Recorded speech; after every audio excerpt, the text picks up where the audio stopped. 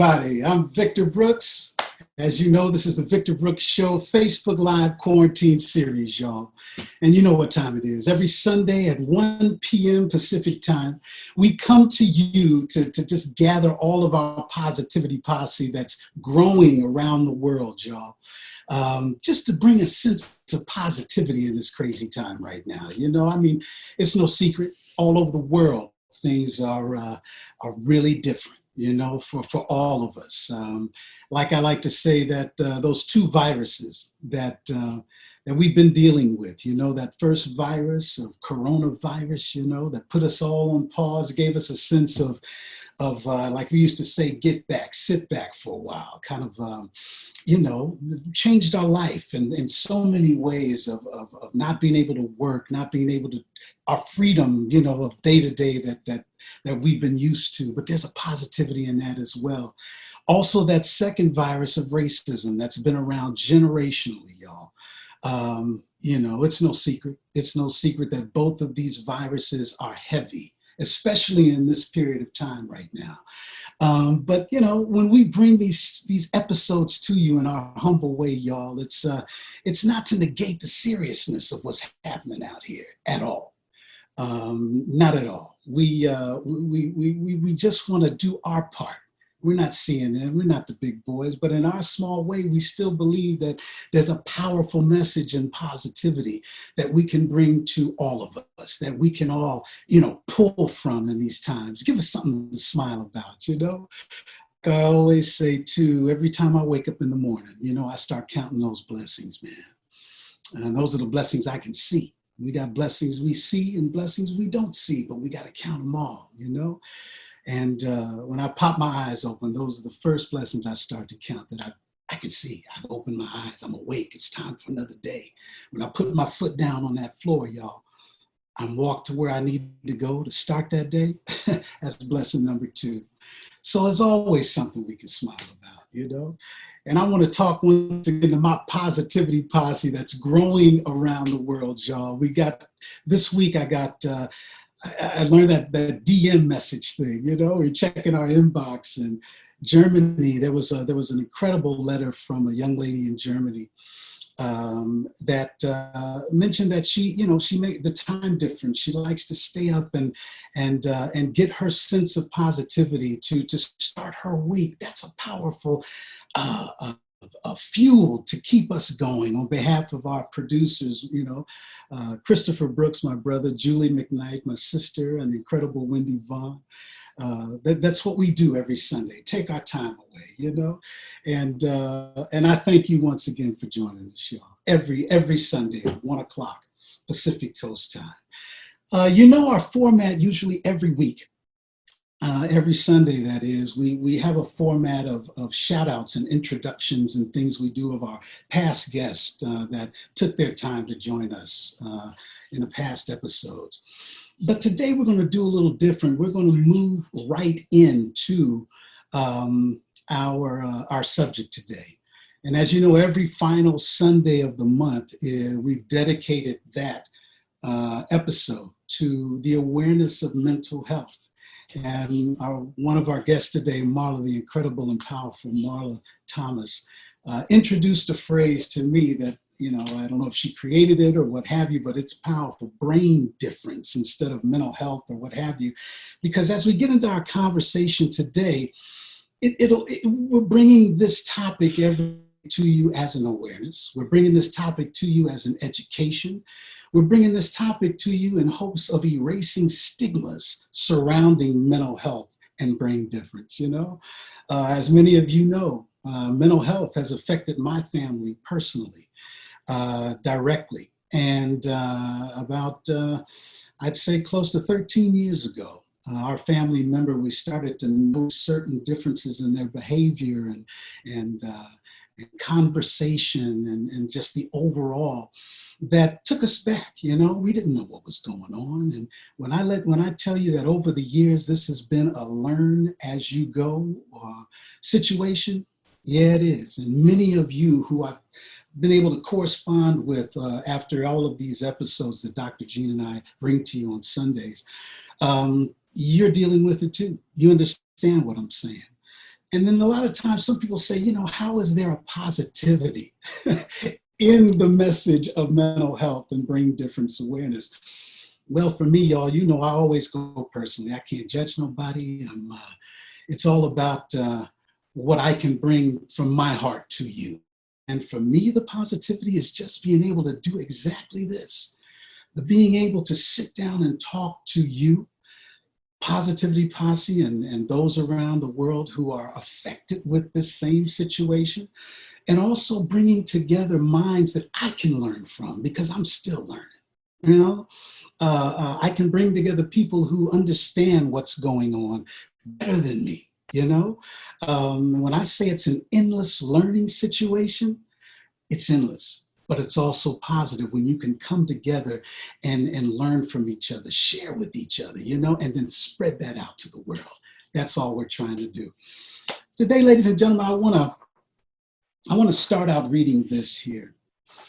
Last night, I sat down and was thinking about this episode today. And I don't know whether it was the artistic thing in me or what have you, but I just... my mind, I went through my emotions, I went through my ups and my downs, remembering the journey, understanding the journey right now. I started thinking about my positivities and I just started to write, and when I got to the end of it, I just kind of wanted to share a little bit with you about where my heart was at, because it mimicked a lot of the conversations that came in the past week since our last episode with Dr. G. Basically, today I want to present some very real and important questions from collective conversations that I've had. I'm not a doctor or mental health professional. I'm just one of the millions of family members, family and friends who are affected directly with the ups and downs and turnarounds of mental health or brain difference. 12 years ago, our family member was diagnosed schizoaffective, combination of schizophrenia and bipolar 1. Like so many, it was and is truly a learning as you go experience for many of us. After almost 2 years of not knowing what was going on with our family member, the mood changes, the irrational behaviors, the conversation, as I mentioned before, and in our case, the violent encounters, the arrest, and so on. Much thanks to the mental health professionals who diagnosed our family member, we then realized that even our family member did not know what was going on with their thinking and behavior as well. Our pinnacle moment during this whole experience was when our introduction and involvement with the NAMI organization took place. Very powerful. The family-to-family meetings from NAMI not only gave us a deeper insight to what our family member was dealing with, but it gave us a sense of hope and positivity in this newfound hope of our loved one and for us. A true lifesaver for our loved one and for our family. Again, for my family and I, the campaign of mental awareness and the advocacy on behalf of those with a brain difference became paramount to us. Doing what we can, either financially or volunteering, especially to the works of NAMI. My family and I still have questions, we still have fears, we still have doubts like a lot of you. But at least now this positive hope and an insight into our family members' struggle, we also now have the reality that we can only do so much for our loved one. Finding the positivity in letting go so they can grow in certain ways is truly one of the most difficult realities to come to grips with. My guests today are here to help break the stigmas and also help us all gather more of an understanding and respect for mental illness itself, and for all who are struggling to find a sense of direction and normalcy to life through their diagnosis. As many of you know, Positivity Posse, you know our Dr. G, who's with us every last Sunday of the month. Let me tell you about Brother Marla and Sister Dave. Marla is explosive and Dave is intellectual. Together they offer a unique brand of specialty entertainment and informative perspective with a touch of comedy in a mad world. Marla and Dave. Married for 32 years, Marla and Dave have a passion for life. Marla, like many women, wears many hats.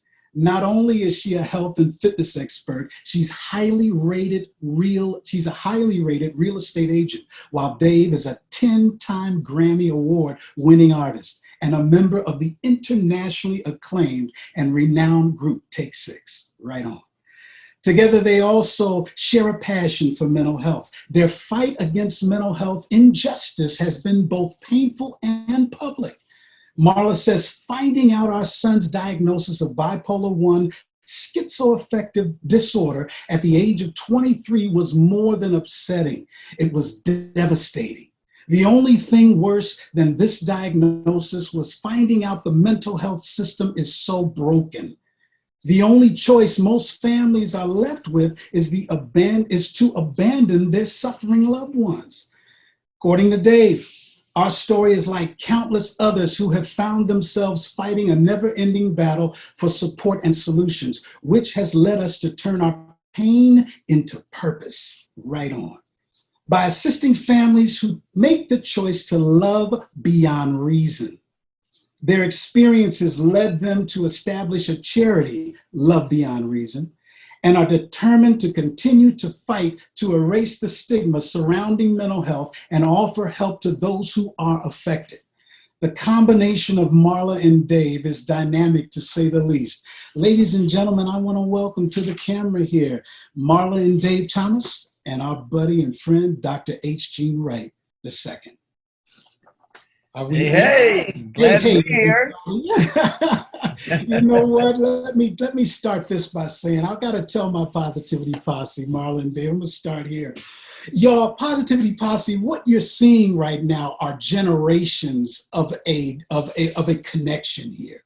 Marla and Dave and I go back to elementary school at Anna Knight at Oakwood College, right? Back in the early 70s, right?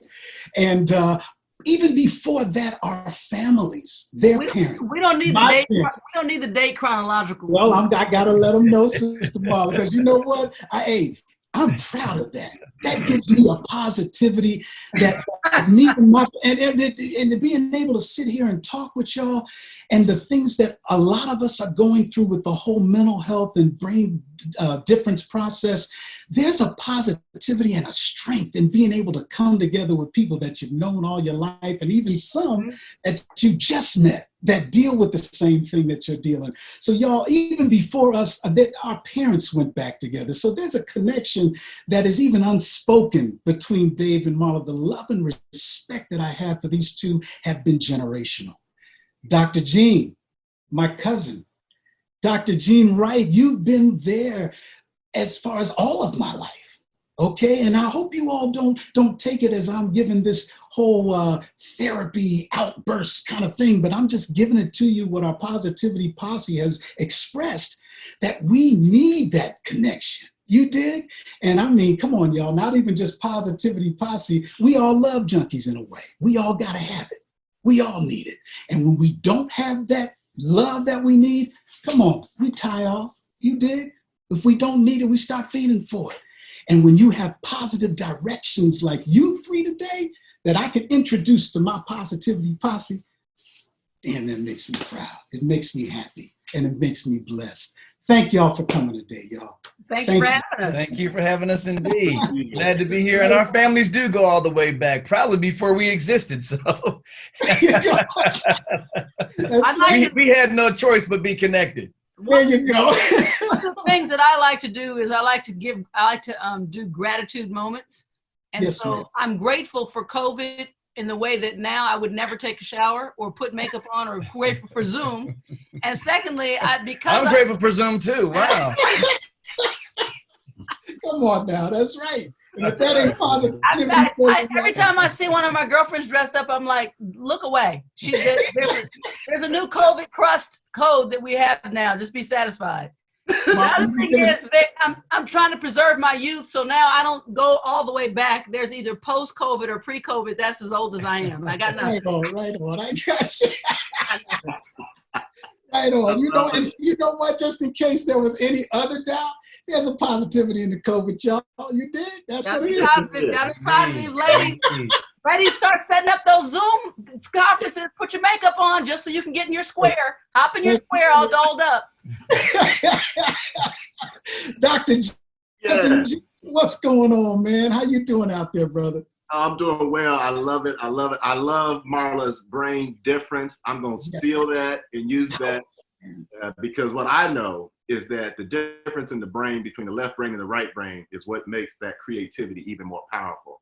And for individuals that have been diagnosed, what people forget often or overlook is the level of creativity, the genius that is connected to that brain difference. So Sister Marla, I'm going to take that brain difference.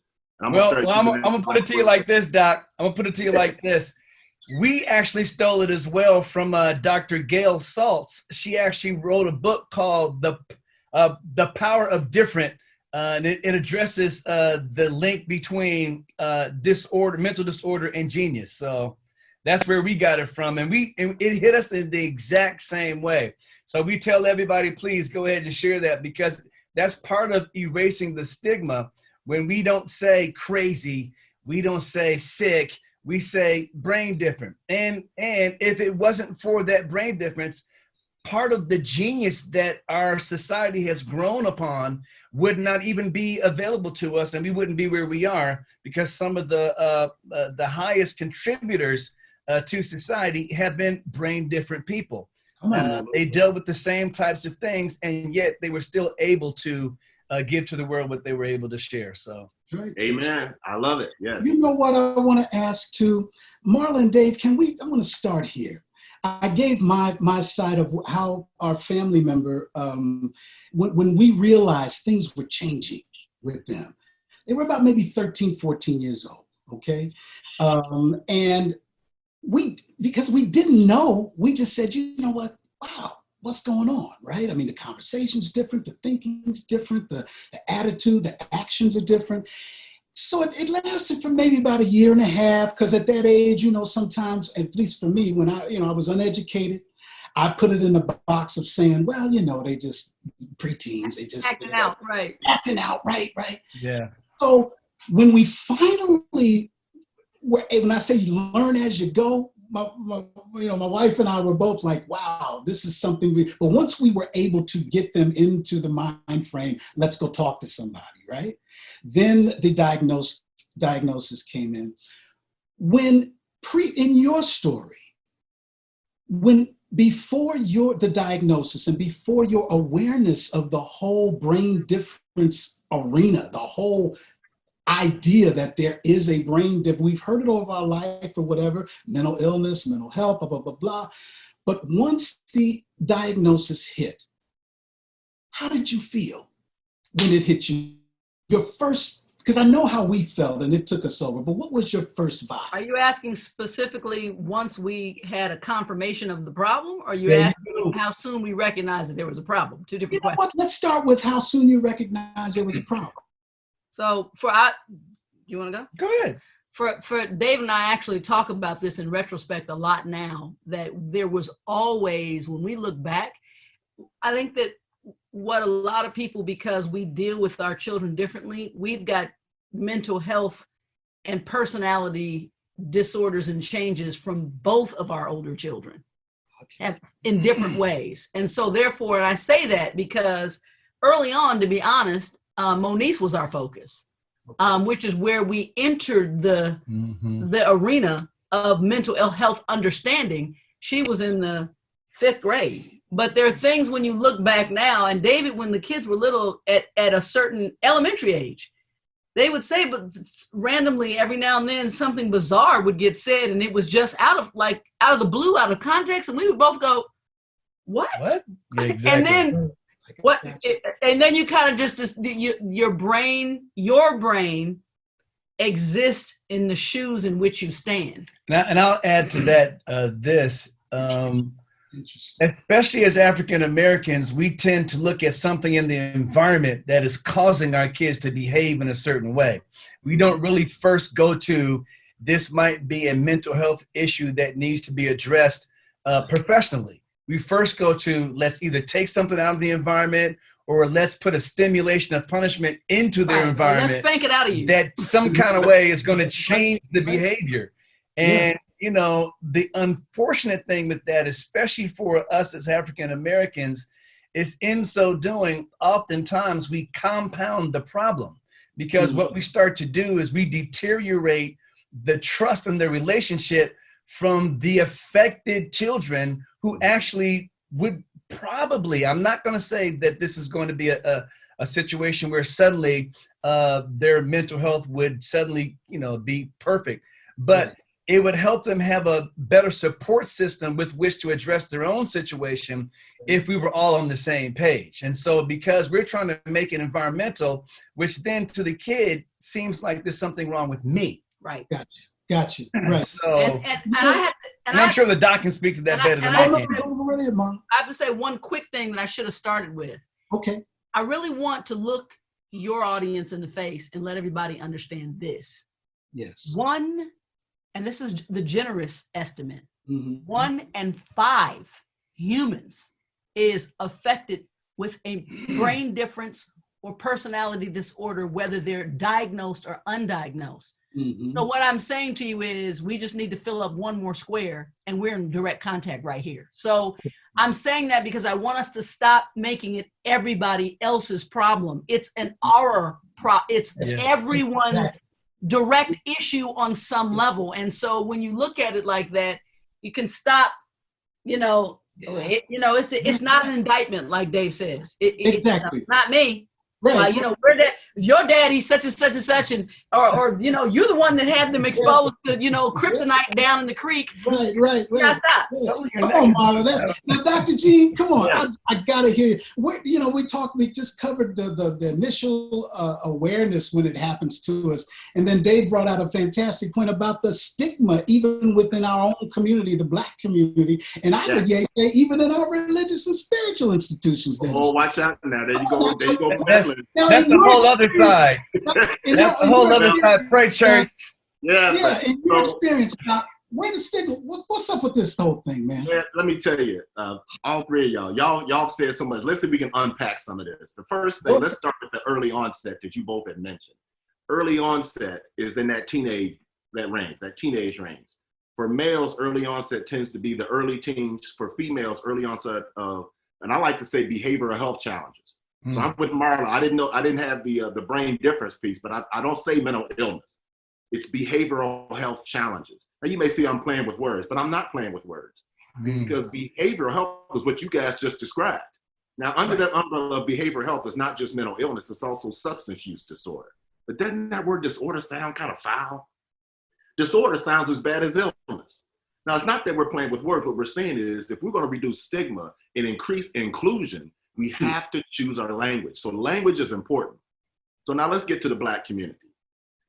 Everybody understands that you're in your household. What's normal is what's in your household. Whatever your normal is, that's normal till you go see something else that's normal. You say, oh, what's going on in my house ain't so normal. I tell people all the time, I didn't know I was poor until I went to one of my best friend's house to get milk and cookies. And by the time we got down the driveway, we passed 14 fountains with water coming out the mouth and 18 pillars when we got to the front, a circle drive and another fountain with water coming out. I said, I couldn't wait to get home. I was 10 years old. Hey, Daddy, Mom, we poor. Like they didn't know. How about you, Daddy? What's normal? I didn't know, Dad, but what's normal to you may not be your other person's normal. So understand that about behavioral health challenges. As sure as you and I are that the sky is blue, is as sure as they are that what they're feeling, the stimulus they're getting, all of that is real. They don't have a problem. You have a problem. And so when you start trying to change somebody's behavior that don't think they have a problem, there's a problem. And so David, you said it perfect. And Marla, you went in with the same thing. So now that stigma that we're talking about in the Black community. What happens here stays here. Hey, we didn't have to go to Vegas to get them rules. That's in every Black household. What happens here stays. Our DNA. It is. That's it, man. That's right. There's the Black card and the Black code. That's it. Don't tell nobody what's going on behind these doors, okay? And the bottom line is because there is shame and there is stigma, you don't want to be Black and a woman and a man and this and that, and then you're going to add a mental health on top of it. So we got all these strikes because of how our life has shaped in America. You talked about that virus at the beginning. So you're already Black in America. And now you're going to throw mental illness on it? And so, no, there is a reason why we try not to share that kind of information. Mm-hmm. And then finally, in terms of what we're all saying in terms of the love, love conquers a lot of things. Prayer conquers a lot of things. Mm-hmm. And I tell and I do a lot of work in the Muslim community. I do a lot of work in the Christian community and in other faith communities. And one thing they all have in common, because they're cousins, right? The Jewish faith, the Muslim faith, Christian faith, they're cousins. Right. But they have these things in common. Right. One is don't let nobody know you got problems. Act like all you got to do is pray and it goes away. Mm-hmm. And then the third thing is don't tell nobody that you're struggling. There you go. Those three things, all three of those religions have in common. Very conservative. But this is what I tell my faith people, regardless of what belief they have. Pray without ceasing and take your medication. Pray without ceasing and utilize the help and the service between us human beings that have been put on this earth to help each other. Mm-hmm. Mm-hmm. You don't tell somebody that's got heart disease to just go pray. You send them to a cardiologist. Come on now. You don't tell somebody that's suffering with a glucose imbalance, just pray. Right. Yeah. No, you send them to an internal medicine specialist. Yeah. And we're gonna, and my bulletin is to ask the faith community, you need to also, if I hear one more time, they just got demons. There you go. And I have said before to somebody, well, was the devil in the pill or out of the pill? Because when he was on his meds, we were all fine. So what happened there? So what I'm saying is, and the reason, and I'm going to make this very plain to your faith audience. Cool. It's not a denouncement of your faith to actually address it the way that I'm telling you that we should address it. The reality is, if you keep talking about it in an ethereal spirituality, then you'll never get to the clinical fix. It's a clinical issue. And so there are ways that it needs to be treated. And exactly like the doctor was saying, my thing is, when you ignore it, it's literally like a broken bone. It's very uncomfortable. You have to go get it set for it to heal correctly. Mm-hmm. And if you don't, it doesn't mean, I'm a trainer, it doesn't mean you won't be able to use your arm, but it will forever never function to the full capacity, and you'll walk around crooked because you have to deal with the actual issue on a clinical level. And I add to that, what I would like to say to those in the faith-based community, maybe the prayer should be more of, God, change me. Mm-hmm. It changed my behavior. Let me know what I need to do so that I can be of use in a situation that obviously that I can be useful in. Other than that, you got the cart before the horse kind of thing. So come on now. You know what? When you guys look back, the hands are going up. People, and that's the whole purpose of this episode. I want people to understand, number one, how I felt. I always go back to myself and my family. There was a feeling of isolation. We felt alone. We felt like, oh my God, is anybody else going through this thing? I guess, the normal steps of dealing with something that you've never, especially as intense as this. But I have to say this, when two things did it for me. One was when we were introduced to the whole NAMI concept. NAMI, when we first sat down in this NAMI, and I honestly, I was somewhat like, I don't want to get in there, I don't want to bash my family. But, I had my negatives, I'm keeping it real. I didn't accept it and that was wrong, because I was dealing with the fear thing. I was dealing with something I didn't know nothing about. But then also I had to be real with myself. Well, then hold up, Vic, you don't know what's actually happening at NAMI till you go. So I sat down, and I remember the first meeting. If I can't tell you the range of emotions that came out of me in that first meeting, it was positive. It was, my God, there's other people that are dealing with the same exact thing that I am. And it gave me a sense of connection. And then, Sister Marla, the next one I put it there is when you went real on social media. When you went real in your episodes, your clips, your posts, as I say, sis, my family and I, we sat there and cried with you. We sat there, and yes, we know what that's about. That was such, and I'm getting these because I remember that watching you going through your realness at that time was a testament to us. It gave us a feeling also of positivity, if y'all can dig that whole connection right there. It was a positive thing because number one, it really helped us because, hey, I know Marla. This is a connection here. This is something. So that gave me a wall that was down even further than I had. Marla, how were you able to have the strength to do that? To be honest with you, I'm always of a mindset, that when I say silent suffering, I have to be reminded all the time that when you suffer in silence, it doesn't stop the suffering. You just ensure that no one can ever help. Okay. Period. Wow. That's the way I see that. It doesn't change anything. It just locks pain inside. And it keeps me, if my hand's open, I can give and receive. Number two, to be honest, at that time, I had been dealing with D in a psychosis from February essentially to August. And I remember clearly that it was the shooting that happened in Vegas. Okay. And I had been through the years watching and having this compassion, for both victims and those, both to me, when there's a mental health challenge on board, are victims. Gotcha. Because I understand now that the people who are suffering are generally not getting treated and not getting the help they need that could avoid a lot of this. Mm-hmm. So when I looked at that, I was like, you know what? It's 100% of the time that some crazy atrocity happens and you fly back to our social medias and you say things like, well, I know they had parents, they had to know this is not the first time, and what's wrong with them? And so my thing was, I felt like I'm screaming at this point, the emperor has no clothes. Because everything that we had been instructed to do from his doctors had been implemented, and now he was on the street.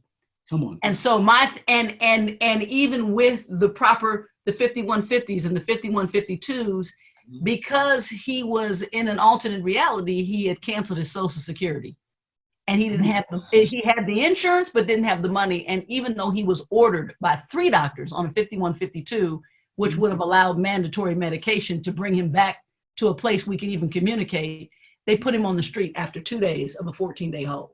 After moving him around from place to place, we didn't even know where he was. No, we didn't even know where he was.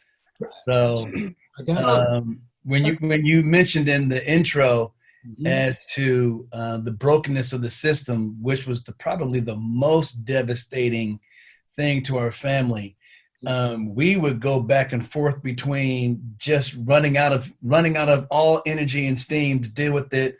I would have to kick in, then I would just be super frustrated. Marla would kick in, and thank God the burden that it actually placed on our relationship alone. Yes. It didn't actually break the relationship. Right. But the bottom line is we literally found NAMI in almost the same way that we realize as we speak to people that everybody finds NAMI. It's pretty much at the end of your rope. You have nowhere else to turn, and suddenly some kind of way, as God would have it, you hear about this organization, NAMI, and you find your local chapter. Ours was the San Fernando Valley chapter.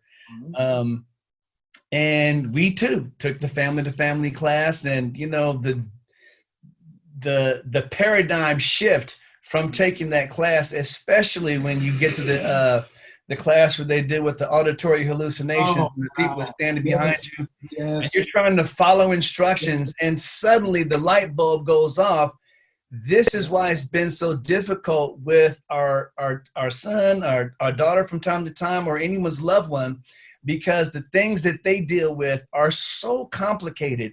Suddenly it goes from frustration, anger, embarrassment to empathy, compassion, and a newfound understanding, which is the beginning of the path toward hope and toward a better future. Path toward hope. I dig that one, Dave. I'm sorry, that just did something to me when you said it. Brother. And that's what is essentially, Vic, is what you understood even in going to NAMI and in the conversation that we're having with the good doctor. My thing is, I'm a slogan girl. My NAMI slogan was, NAMI for us has been the first and last breath of mental health. And so when I was taking our last breath, they infused the first breath, because at that point we were at resurrection status. Because it was just so hopeless. And that's the word that he's using, hope. I agree. It was, it felt hopeless. Like, this is forever. And then you start realizing, oh my goodness, you don't cure it, you have to manage it. But then you're trying to, how am I going to get this person who I understand I'm in a consensus reality, they're in an alternate reality, and how am I going to communicate with them to get them to even be in agreement with when you start talking about your adult children? That's the issue, which is why, going back to Dave, building that trust early on allows that avenue to even be a possibility. But by the time they already feel beat up. So what we've done now is we talked to our son, and we've learned to study the actual, these voices and the things that happen. I begin to understand them differently now, because it is an isolated reality that they create to cope with what's it's pressures that they can't handle. And what we really start to find out is, when I say all that pathway to hope, when we're dealing with empathy and compassion, what you learn is, instead of always trying to be the authority that is giving instruction, we stop and we start to listen. And what we find is that when talking with our son, like you said, their reality is, I think it was you, Doc, that their reality is as real to them as our reality is to us.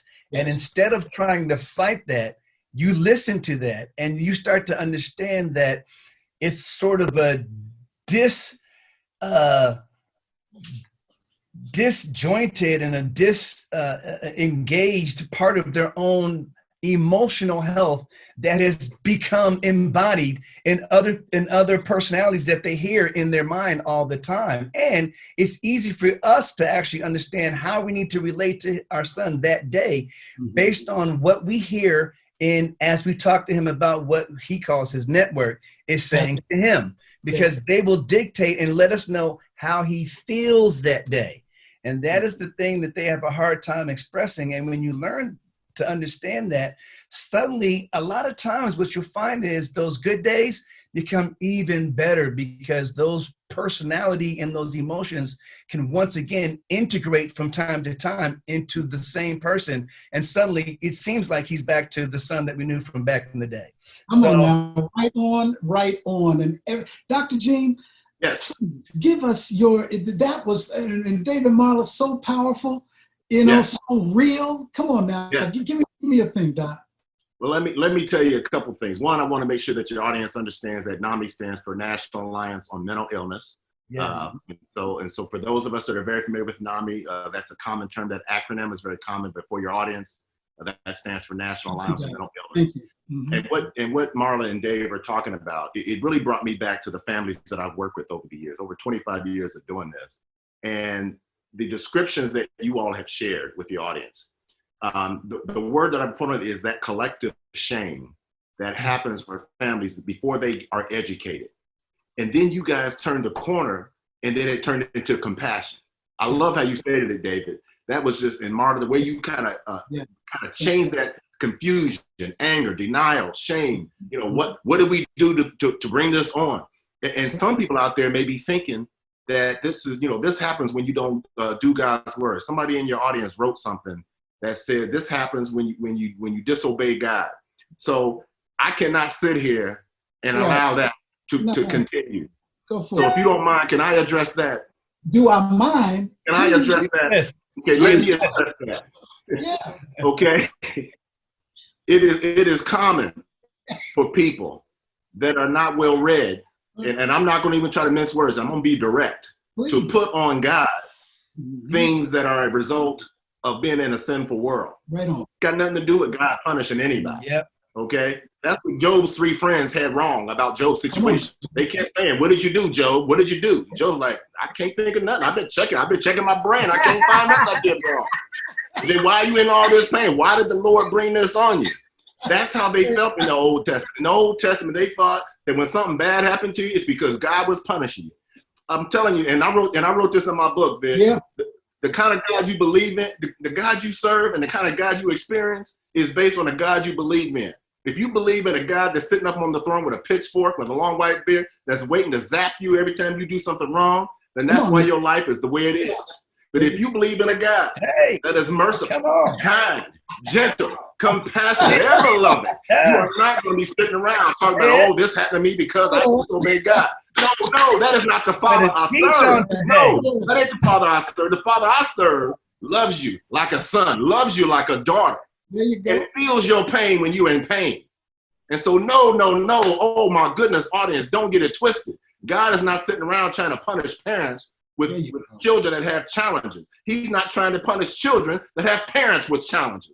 He's not trying to punish spouses that have spouses with challenges. No. We live in a sinful world. Have mercy. We live in a world. It ain't your fault, Marla. Yes. This is what I'm trying to tell y'all. Hey, stop blaming God for something that man caused. There you go. I think I'm gonna say this and I'm gonna get off of it and get back to it. Brother, keep going. Roll. Also, stop blaming the devil for stuff. Stop blaming the devil for stuff. Okay. Something goes left, something goes right. That was the. You know what? Sometimes the devil got me sitting there thinking, you know what? I had nothing to do with that. That's not me. I wasn't even messing with you. That got nothing to do with me. See, the devil's up there going, see, what happened was, I was over there. What happened was, and they were over there. This is what I want to tell y'all. There are challenges in this life that are beyond our understanding. There you go. If you think you understand it, then you're going down the wrong path. He says, my ways are not your ways. My mind is not your mind. Stop trying to figure out what God's doing and figure out how you can be best in line with him. And stop putting your eyesight on somebody else's life and making a judgment about what they're going through and then making an assessment, a judgment, like you know something. You don't know nothing about individuals' life. You don't know nothing about your own. So stop looking at other people's lives and making a judgment about what you think happened because of the challenges they had. Because as quiet as it's kept, if you told the truth about your life, you wouldn't want nobody to know about your challenges. There you go. So stop looking at somebody, try to take the beam out of somebody else's eye. Right. When you got a big old 2x4 sticking out your eye. Out your eye, right. I'm gonna back Dr. Gene up with a fact about that. Go ahead. That relates to our story in mental health. Go ahead. Please. The greatest blessing that happened to us in all of this would normally outside the spiritual realm was our greatest fear or devastation, and it ended up being that our son going to jail restored his ability to be able to come back and be in our midst. And I would have never, if you had asked me prior to that would have been the pathway that we never designed. That we were doing everything to avoid just that. Yes. Injury or incarceration were the two eyes that we were trying to dodge. Right. And so but what I'm saying to you is it was then that meds got back on board, that we were able to break back through in conversation, that there was a realization and an acceptance of the love that we've always had, that allowed him to be receptive to continue to allow us to become part of his community and treatment and forward motion. Come on now. You know what, you just hit a point right there. Love. She said something about love that I know is your theme. So I just wanted to just emphasize that. Go ahead, Doc. Love is powerful because that love that Marla just talked about, it's not just parent love. It's not just, an individual love. It's a collective love that when we surround our loved ones with love, it mitigates a lot of the issues. Notice I didn't say take away. Notice I didn't say remove. Mitigates to a degree where now you have an understanding. And David said it earlier. Maybe the prayer is, Lord, change my mind, change my attitude.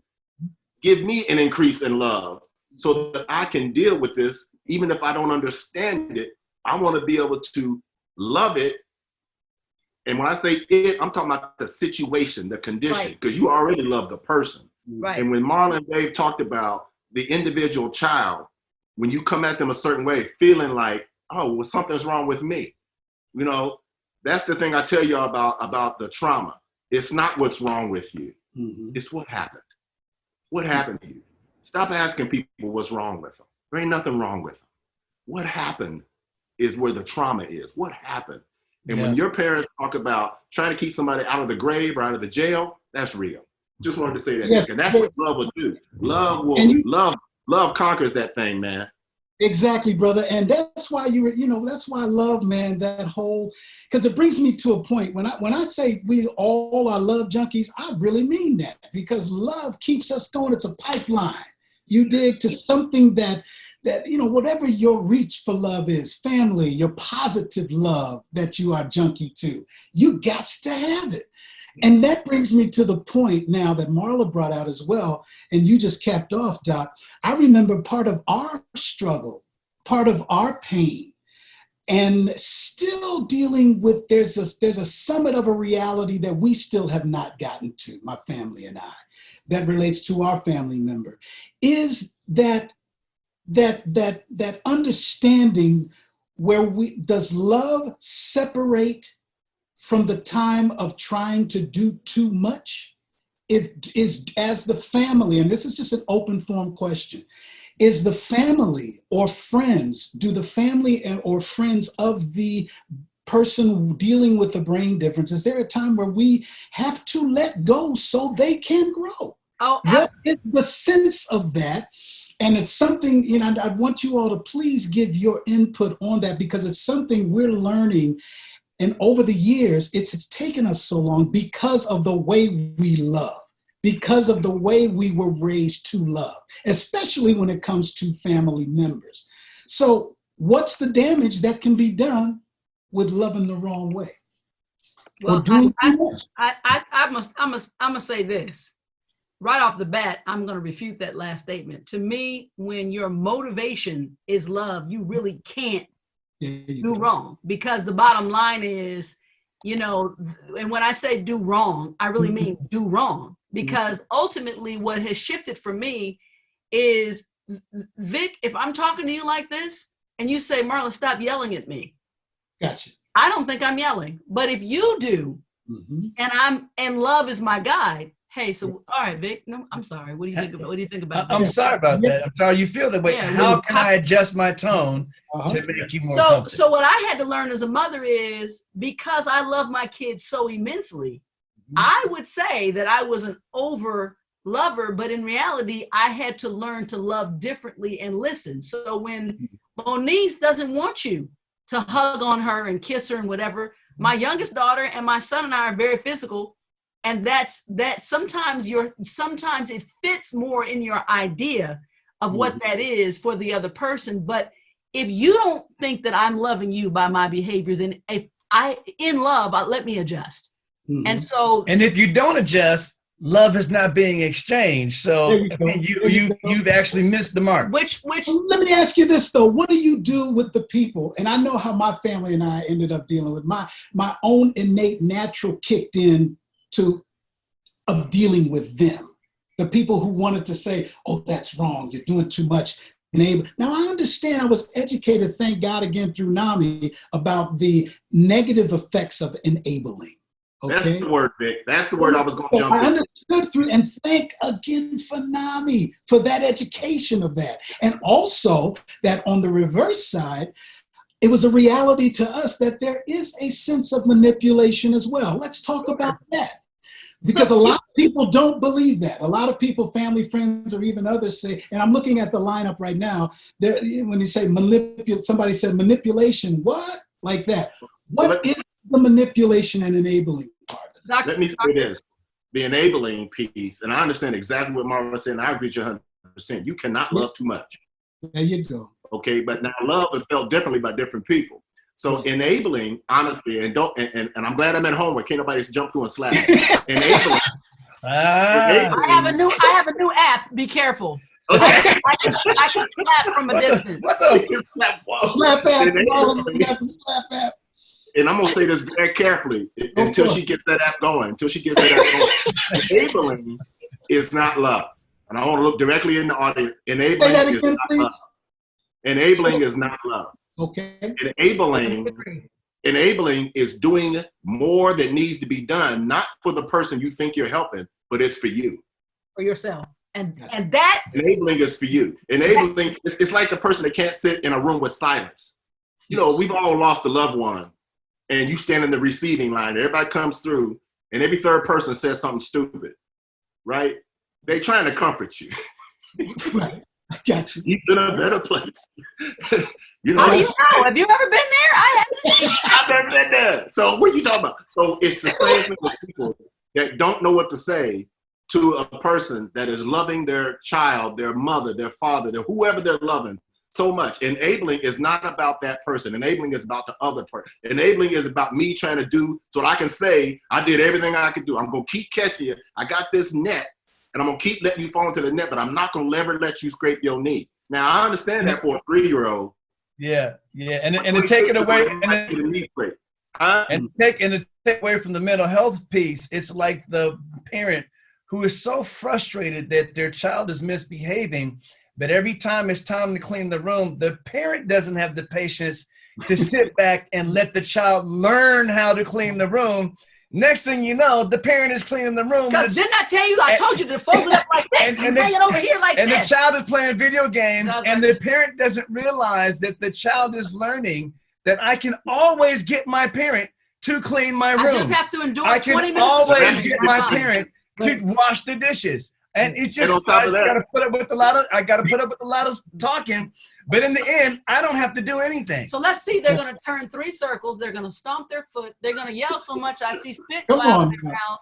But at the end of the day, the dishes will be done. My room will be clean. Oh, sorry, Mom. Which is why I completely disagree with the semantic that most people use when they use the term tough love.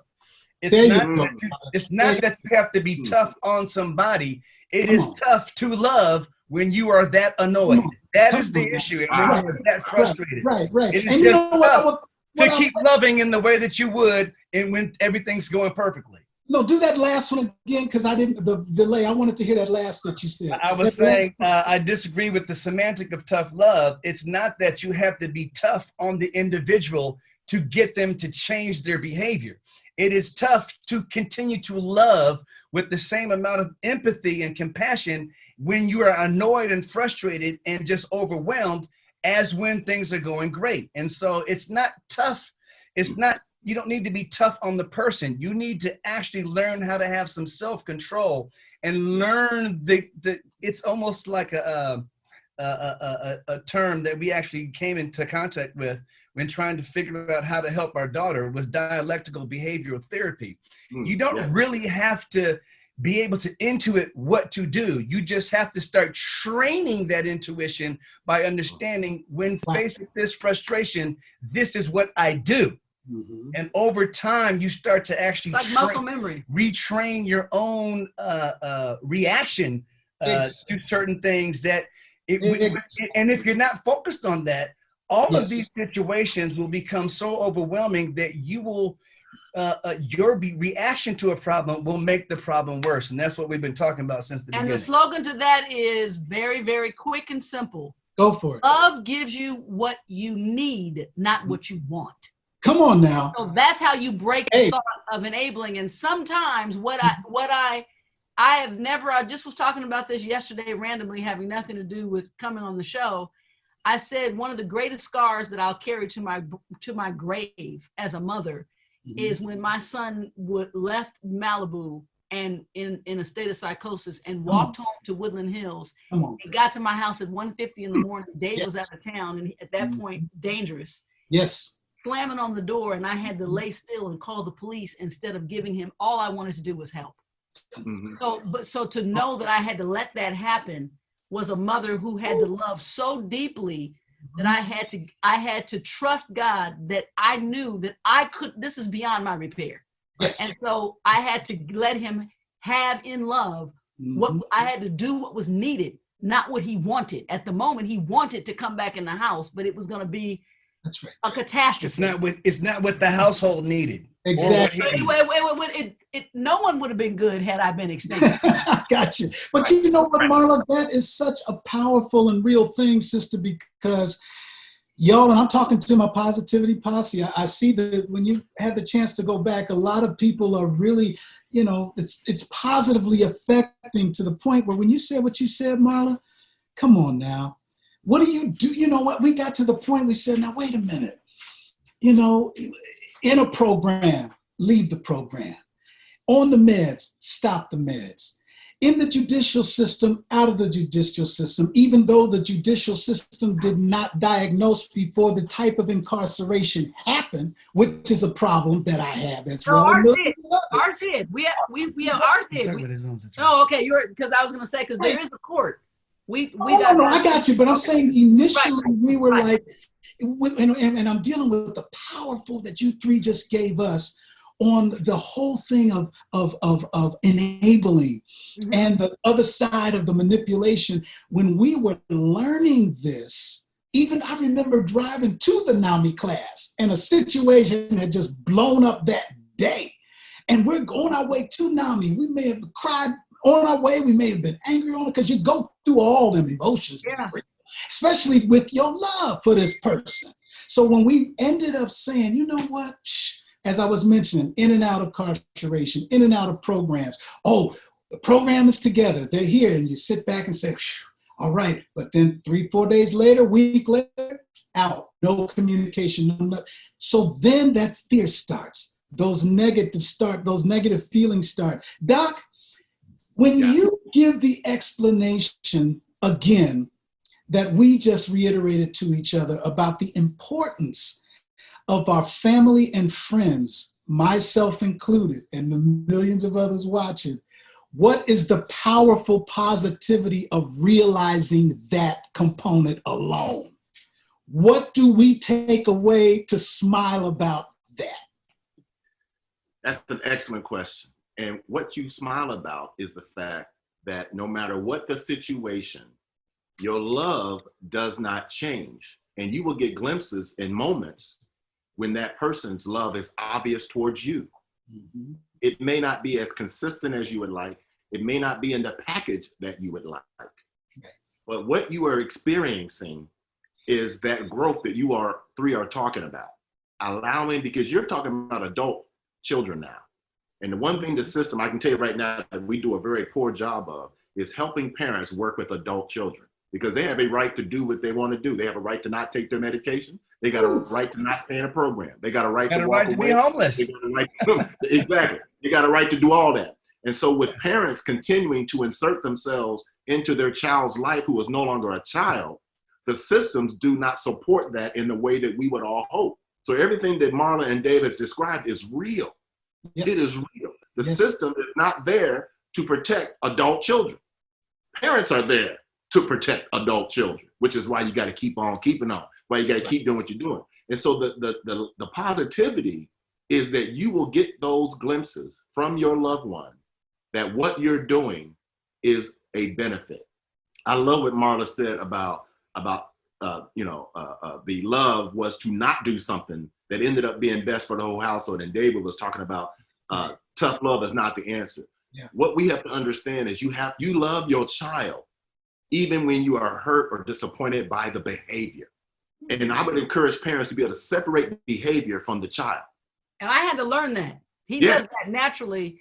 That was something that I had to learn to understand because I was parented regardless of whatever in that way. It wasn't about just loving me for me. It was, I'm going to love you if it's attached to who you want me to become or your vision or what I achieved. It was an achievement versus just, I just love the fact that you came to me on this planet and the relationship of you being mine, which is back to the Christ relationship, that I can't earn heaven if I tried. Who can be more perfect than Christ?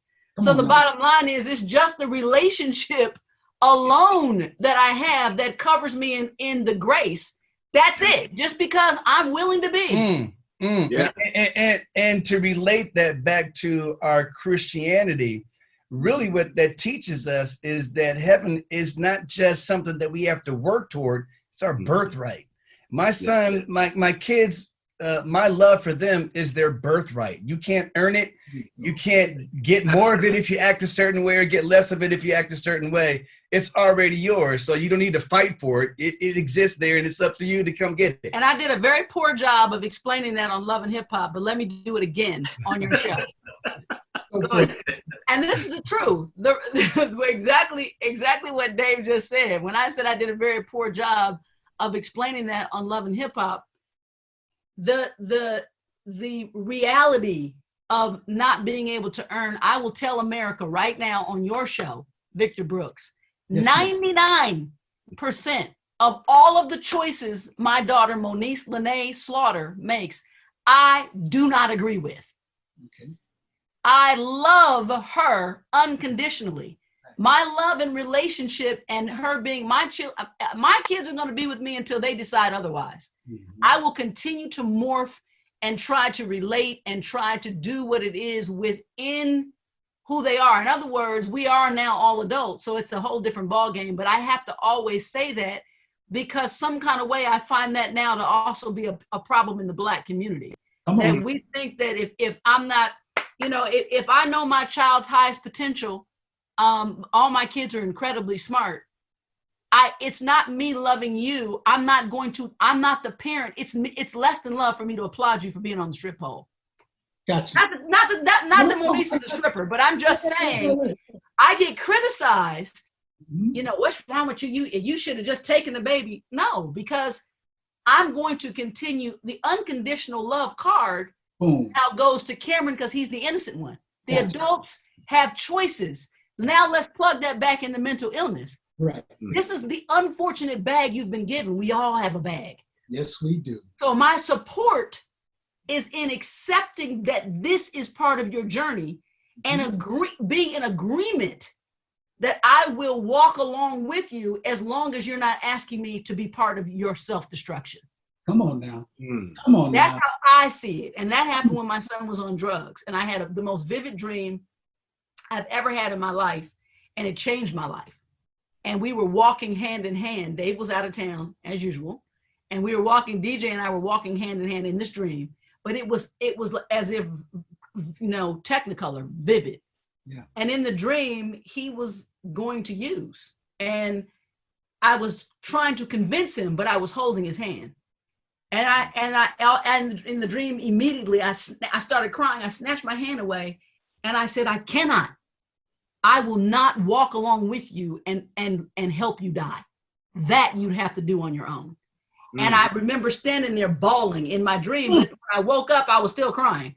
But what was fun, what came to later be funny about that reference was he did get sober. Right. And in that moment, I said, when I knew that he was really, really over that, the addiction part, I said, D, I'm just glad we have this moment in time of clarity, because as an adult, I needed you to understand how much you mean to us and how much that we love you, but it is really your life to live or lose. I can't do that for you. Yes, yes. And the one thing that I would add, something that you said a while back, Vic, asking the question, how do you deal with family members and friends and people in the community don't have to deal with the level of burden that families like ours have to deal with? You can't. It's like a 22-year-old trying to tell you what to do to how to get past the terrible twos with the mother who's 35 years old. Yes. It's almost like it's not even worth explaining. You do not have the life experience to even understand what I'm about to say. The problem is, much less the solution. And so for us both not to be frustrated, what I can then say is, why don't you just pray for me? Because, that's what we really need from you. Or when you're really frustrated and you're Marla. That's what we need from you. Or when we'll talk to the doc about some other things, but from you, just pray for us. Thank you very much. That's because Dave is a kind soul. If you can't my answer to you is shut the hell up. How about that? Shut the hell up. We can't talk on the same plane. Exactly. We're not going to get it. And I can't waste my time trying to explain. I'm going to give your audience what to tell family. And this is real. Don't tell them shut the hell up. Well, you could, but just, just tell that. You probably will from time to time. That's a little aggressive. Do it off the phone.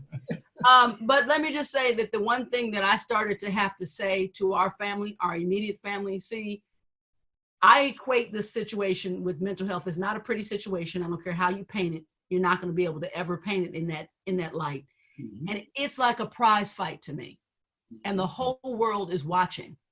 But who's in the ring with me are the people that are closest to me, which is my family. So what I told my immediate family that was dogmatic, mm-hmm. I said, you have to understand that I consider the crowd's background noise. They don't get my attention when I'm taking blows and trying to solve the situation, but your voice does. Mm-hmm. So until you can't help me if you're unwilling to educate yourself, because mm-hmm. you don't know what I need in my corner.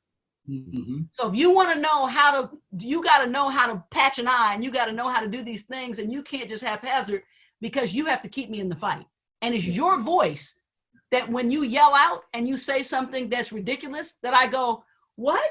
That I get punched in the face. So what I'm saying to you is, I'm fighting a real prize fight here, and I want you in my corner, but you must educate yourself, or you gotta have to just be quiet, because I get that you mean well, but the advice you're going to give me is coming from a place that is only going to be your best advice outside of education and an experience that we need in this fight. Gotcha. Right on. Doctor, I see you, man. Yeah. You full as I am after that was fantastic and on point. Go ahead, D. Hey. I mean, Doctor, yeah. Yeah, Marla and Dave just hit me with so many gems today. That was beautiful. I love the analogy of the prize fight. And I love the part about I need you in my corner. But if you can't patch an eye, if you can't, have a water when I need it, because it reminded me of the old days back when, I'm older than you guys, but I remember when they used to have big time wreestling and they would have the teams. Right. And the guy was getting beat. He was trying, or she was trying her best to reach a hand. I remember that, trying to reach a hand to get to her teammate. That's what I just described for the family and the friends that are closest to. Can I just get a, because I just need somebody to jump in real quick. Right? Yeah, she might be able to reverse that slap app and give you. Slap app. Something that's so important is the love. I'm going to bring it back to the love bit, because this positivity posse is really about love. Yes. And Marla said it really well when she said, the loving doesn't mean the person gets what they want. That is so profound. In its the person with the brain difference, you mean? Anybody. Yes, anybody. Love need provides a need. It doesn't satisfy the want. Anybody, because I deal with folks in and out of prison all the time. Gotcha. And they don't have a diagnosis of a brain difference. Okay, their parents are dealing with something else. They're dealing with some incorrigible situation, and there's no diagnosis, there's no brain difference, there's no history of brain difference, none of that. They just in and out of prison. Okay, they don't love less because it's something different, right? And so that enabling thing is, again, about the person who's trying to be the savior. And I don't know about you, but I'm ill-equipped. Gotcha. I had a savior that I needed that died for me. So who am I thinking? People who are not religious or that. Okay, let's take Superman. Let's take it secular. I'm not Superman. You're not Superwoman. What you are is everything God created you to be the best you can. And then so is that same thing for your offspring. And when David was talking about cleaning the room and getting in there and being all upset, and then the next thing you know, the room is clean and the child is sitting there playing video games, I said, it worked again. But then there's that other side that I heard Marla talking about, being critical. Right. What about that situation where the person does do their best to clean the room? It's not going to be as good as you. But then when you come in and inspect and do your white glove, you got negative stuff to say. And the child tried their best to do it, and it's not going to be good. So let's equate that to real life. Let's take the cleaning the room to real life. The individual that is struggling with these challenges, that bag that Marla talked about, everybody's got one, okay? Your bag may not be my bag, but we all got one. Some people say some of us got Samsonite luggage. We got more than a bag, okay? Complete set. I got rollers. Yeah, you know what I mean? I'm with you. And so when you find yourself in that situation, it is the love that brings you back to sanity. Now, I'm not going to get into the different language between psychological and illegal, because sanity and insanity is not a psychological definition. That's a legal definition. But because I'm a forensic psychologist, I go back and forth. What I'm really saying is that when you love, it balances out those blows that Marla described. It balances out when you are reaching, you can't quite touch that hand to get that tag team partner to jump in because your tag team partner is bleeding too. That love is recognized, and I want your audience to hear this, that love is recognized by the recipient, even if he or she doesn't show it. Even if he or she continues along that path that you say, I can't go down there with you, I can't hold your hand, I can't let you die on my watch, not with my dollar, so no, I'm not gonna give you $50. No, I'm not gonna drive you to such and such a place. That love is felt, it is recognized, it is received, even though you may have no earthly visible evidence that it is.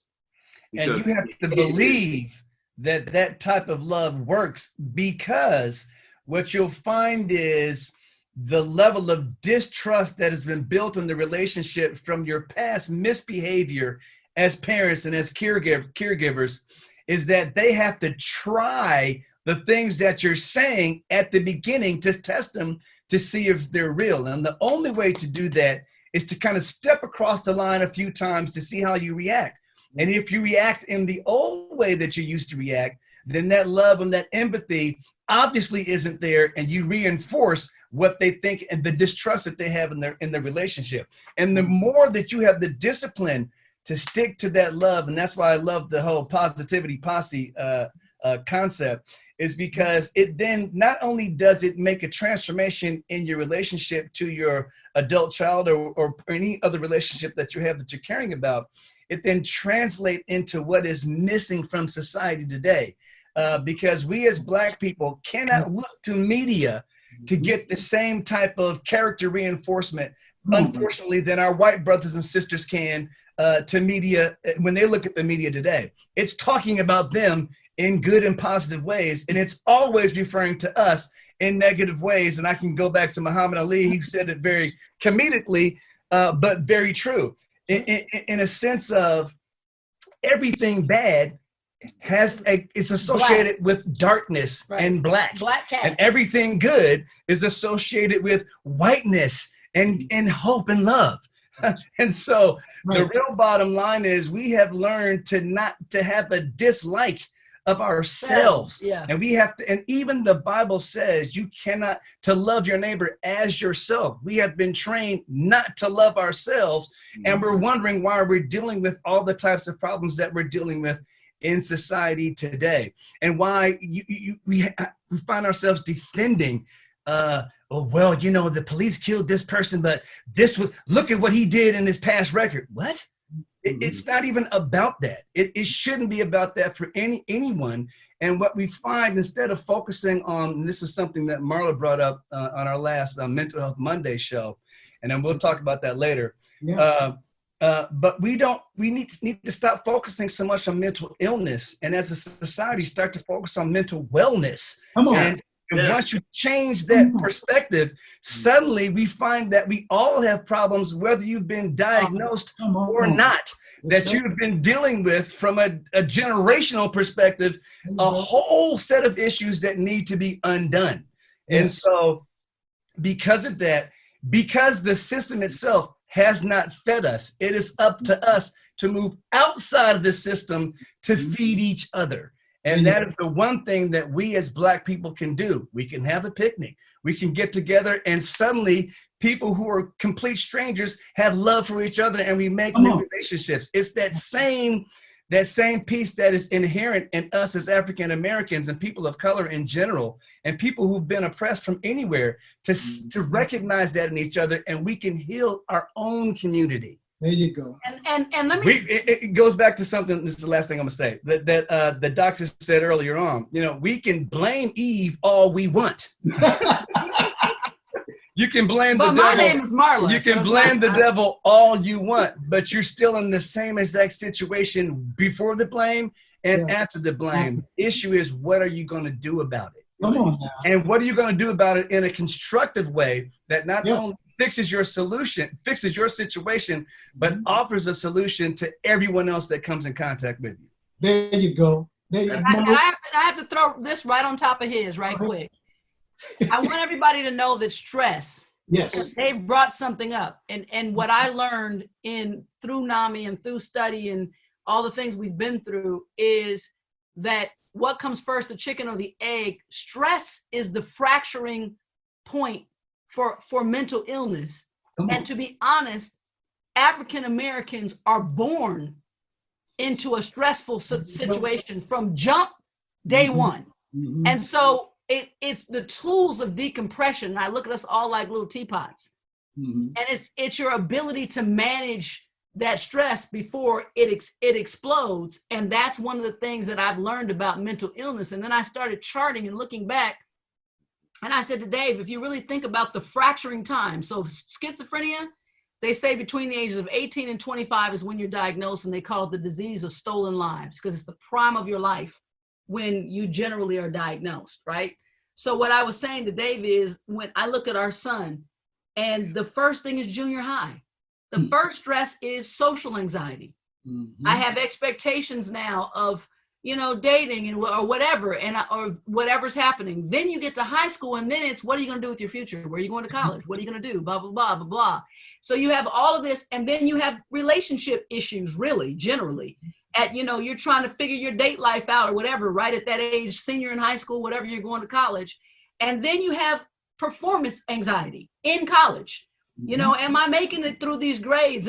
So what I'm saying to you is, without the ability to properly cope with stress, if you already have a brain difference and a fracture, and this is what I tell everybody, the brain balance person, the only difference is that their mechanism can manage compartmentalization and differences in stress, where the makeup of the brain different person, that stress is a fracturing moment. And once they fracture, then all the other things that exist are the things that we see in behaviors, and it's exhibited in all kinds of stuff: reckless sexual behaviors, impulsivity, compulsions, substance abuse. And you're trying to normalize what you can't even express. There you go. Come on now. This right here, Dr. Jean, Dave, Marla, I can't express how much, number one, personally, this means to me, this conversation. This being able, like I opened the show, this is my positivity of this whole idea, this whole education, mental health, brain differences, whatever the whole thing we're dealing with as family, friends, and then others who don't even, who may not be dealing with it on a personal level. I'm looking at these comments coming back and forth from everywhere. And it's touching people. It's educating people. And that's what the positive motion is for this whole thing, the dialogue that we're giving each other right now. And there's no way I can conclude this without you. Please educate my positivity posse on learning beyond reason. What is it? Loving beyond reason. Loving, I'm sorry. It's okay. And that is it's really a term that Marla actually came up with, so she can actually speak to that best. Well, basically for me, I was so tired. I kept hearing how unreasonable it is. You mentioned something way early on. You're looking at parents. I went to the police station. My son was unfortunately walking around nude, and it ended up my daughter got it out of a news feed as a producer. And when I went to the jail, to the courthouse, to the police station, yeah, he said, the officer rolled his eyes. I'll never forget his name because I had been in and out. And I said, I didn't even want to look at this, but this is this, because they wouldn't put out a missing persons report. We were trying to find him. Okay. And I said, is this normal? And the guy said, look, he's 27. If he wants to be crazy, he has the right to be crazy. See there? That's a quote from a police officer. So I just sobbed. And I said, you know what? I said, you got the wrong mother. I'm not going to go away. Right on. So with that in mind, people are like, you got to let go. And I said, for me, it turned out for me to understand that most people, what David and I have managed to do with our children is beyond what most people think is reasonable in love. So my foundation is to help families educate, navigate, and we're developing and raising money to support a couple of life-changing programs for those like us, families like ours. And so to us, we are loving beyond reason. Yes. Powerful. And to add to that, we benefited so much from our relationship with NAMI San Fernando Valley. Oh yeah. Like we've all been saying, we would not rest until we were in official partnership between lovingBeyondReason.org and NAMI San Fernando Valley.org. Those two organizations have reached a partnership. And every Monday now we do a talk show called Mental Health Mondays. That is just a fun, informative, experiential show that basically just being with us is all about as we focus on mental health advocacy. And again, we just brought MAD to mental health. Yeah, and you speaking of police, our guest this Monday will be Jim Randall. He's on the California State Board, as well as he is in charge of the educating police training with the LAPD from a NAMI perspective. So we're going to have a great conversation with him. We have great conversations every Monday at 6 p.m. With every guest. We've got some. And where can we locate it? Is this on, where can we go and log into that or see the show? You can go to lovingBeyondReason.org to catch past episodes. Every Monday, we're live on ubngo.com.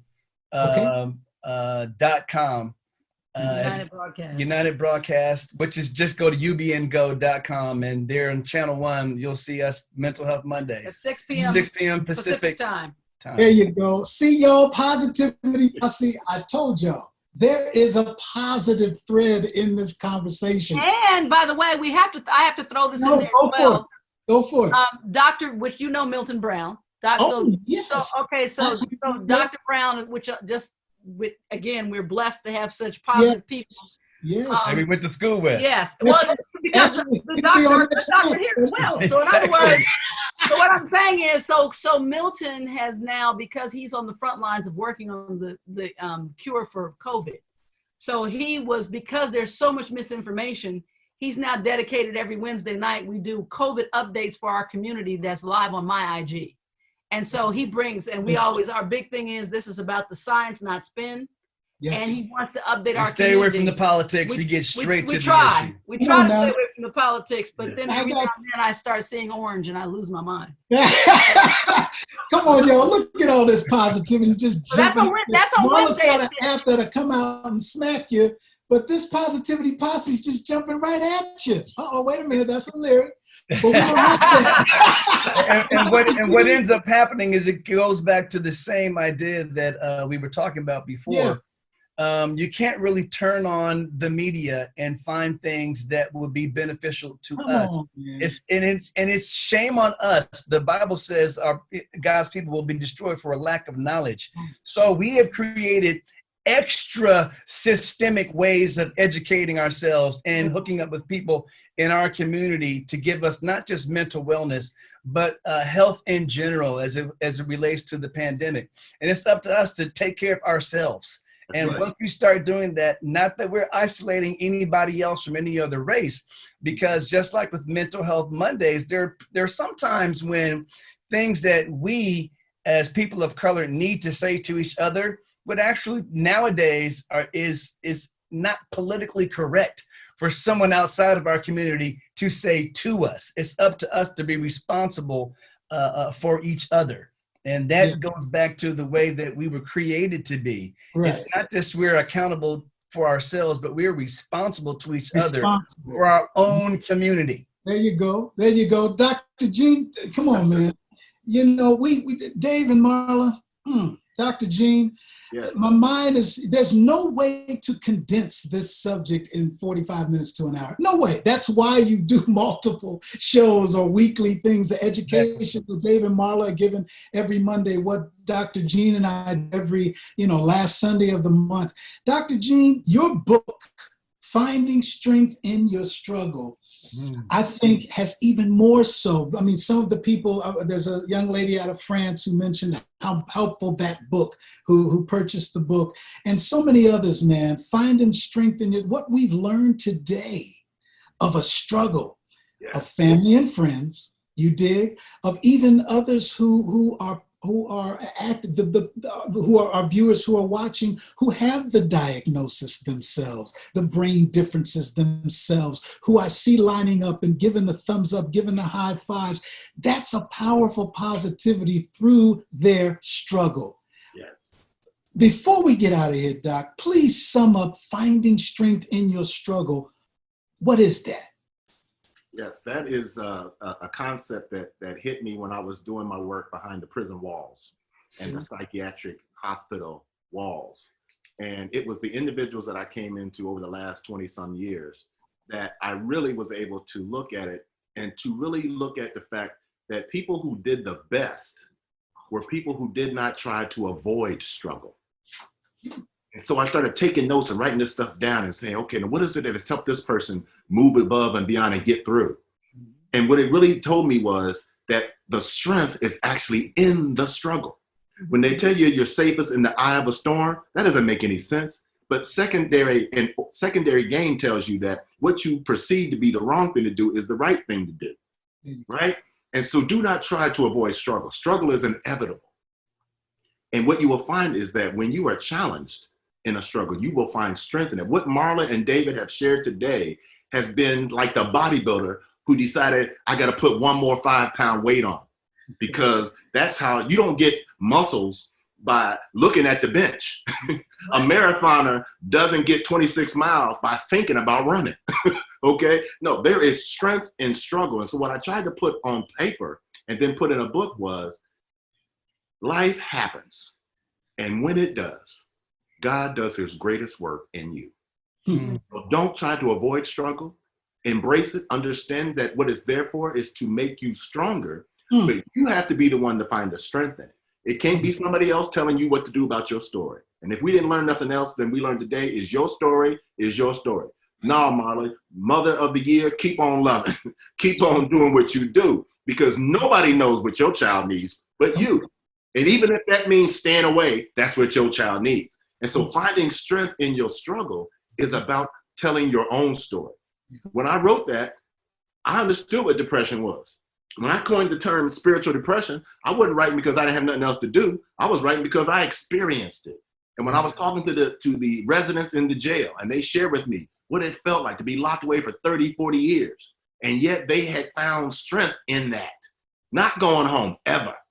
They found strength in that. When I talked to mothers and parents and people struggling with their children, and they found strength in that and started foundations. Yes, they did. They started foundations. When I talked to my classmate who lost a son to opioid overdose and then lost a nephew to opioid overdose, she didn't sit down and put her hands on her head and just cry it away. No, she did that, and she started a foundation to help other parents who had lost children to opioid epidemic. So the positivity posse is about, yes, it hurts. Yes, it's painful. Yes, I got knocked down, but I got back up 7 times. And I'm going to get up another 7 if I get knocked down again. That's what the finding strength in your struggle is.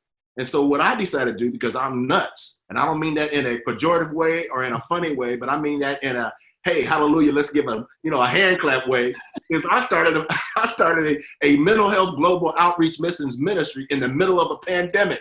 Now, if that ain't nuts, I don't know what is, Marla. That sounds like purpose to me, because sounds like purpose. Because what I know is what we've been talking about today. Around the world, over 450 million people suffer with brain difference. Love that term. 450 million people. So the Lord told me, look, you're going to do what you're going to do in prisons. You're going to keep doing. I'm going to do that until they tell me they won't let me in. But I need to be able to send this message around the world that being brain different doesn't mean you brain dead. Come on. Because I understand the creativity with that right side brain that got a little bit out of control. Let's pull that thing back and let's help each other understand our gifts. Let's reward one another. Let's celebrate one another. David talked about celebrating people of color. Yes, we have to celebrate each other. And so when we go through these different struggles and we find our strength, what is the very next thing we usually do as people of color? We share it. We bring people in. we help the next person. We don't just reach down, we reach up. We don't just reach back, we reach forward. That's what having positivity is about for me. Finding strength in struggle means that you have blessed me with a ability to get through something that most people wouldn't be able to get through. And now I have the ability to help somebody else. That's what David and Marla shared with us today. That's what other people are sharing. When they go through that painful moment, that is when they're able to now have a conversation with a parent, with a child, with anybody that is now going through. And so when you ask yourself, why did I go through that? It's going to knock on your door and you're going to have the answer. I cried out. I've asked that to God directly. Come on, oh, yeah. And every time somebody comes on your doorstep or you sees you in the airport or taps into your show, you're going to get the answer over and over again. Yeah. He's going to say, because I was getting ready to send you somebody, but you wasn't ready. Well, he gave it to me. Huh? Yeah, so he's going to keep sending you people. And every time he sends you somebody new, Marla, Dave, it's going to get answered that for you again. Why me? Because he's sending thousands of people your way who needed you to have the experience you have so that you could help them. It's not just about helping your children. You're helping thousands of people around the world. It's a different level of spiritual, I call it mathematics. Regular, everyday, life teaches us that if you want to fill up a pot, you just add some more water into the pot till the pot is overflowing. And the way that God does it is, as long as your pot is pouring out to help somebody else, I'm gonna miraculously keep putting oil into that pot so that you have a constant supply of everything that you need. It's not until we decide that I'm gonna keep all this for myself that suddenly we got some issues. So, and in my spirit, Vic, I have to give this to you and your wife before I leave. You asked me early on about being transparent. One of the things that I have had to learn is I recognize that my mission is not somebody else's mission, but in love, God did make me bulletproof. And when I say that he made me bulletproof, there are things, and I know it's going to sound funny, but at one moment I was so frustrated with all that was going on. And the answer was, I put this on social media. If you have never been in me and you didn't come out of me and you can't save me, you just don't matter that much. And what I mean is I can't give you my energy, and I want you and your wife to understand what it means to be bulletproof. In this world, we're all as humans on one plane of equality. If you were ever in your life in someone's uterus, we're the same. Me too. And so that's right. Until you can show me the pierce marks in your hand, that's when I bow.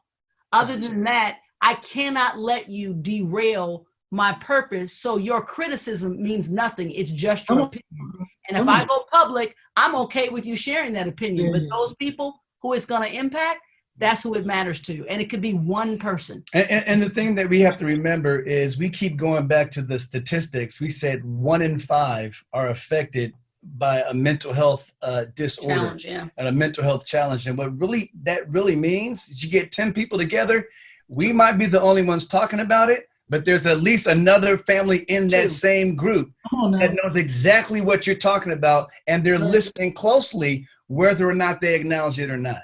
Right, that's right. Ladies and gentlemen, you've heard it. This one here today is another opportunity for us on the Victor Brooks Show, Positivity Posse, to just spread this knowledge, spread this love, spread this connection, you dig, for what it is that we all experience. Whether we, like they mentioned before, whether you're dealing with a brain difference yourself, whether you're dealing with a family member or a friend with brain difference issues or what have you. Hey, y'all, we all in this thing together. And episodes like this, conversations like this is what it's all about. You know what I always say, y'all? Jump into the pool of positivity. Hell, scuba dive in it. Take a shower in it. Swim in it. You want to skinny dip in it. But when you pop out of that, sprinkle it on everybody that you can. And that's what Dave and Marla did today. That's what Dr. Jean did again today, y'all. Dr. Jean, Dave, and Marla, thank you all so much for joining us and taking your time to come on here and spread your positivity through your realism, through your experiences. We thank you so much, y'all. Our pleasure. Hey, Thank you for having us. You got it. You got it. Dr. Gene, thank you, bro. Always a pleasure. Amen. Dr. Gene, we're going to have another one for him the last Sunday next month, brother. September. Yeah. I said September. It's going to be good. Come on. It's the last Sunday in September, y'all. And you know what? That's about it. Ladies and gentlemen, thank you again for joining me on the Victor Brooks Show every Sunday at 1 p.m. Pacific time. We just bring it to you like it is. The guests that we've had in the past, oh, y'all, the letters I've gotten, the calls that I've gotten, they love sharing their journey of positivity, their journey of realism with you every Sunday that we come to you and have the opportunity. And I want to thank you all for every time you log on. You take the time out of your day, not just the guests, because if it wasn't for you watching us, we wouldn't have anybody to talk to. You did? So thank you all. We love you. We are here together for you. Keep tuning in, y'all. And we just want to keep bringing it to you. So on behalf of my other co-producers, Christopher Brooks, Julie McKnight, incredible Wendy Vaughn, we love you. And we'll see you next time on the Victor Brooks Show. Peace.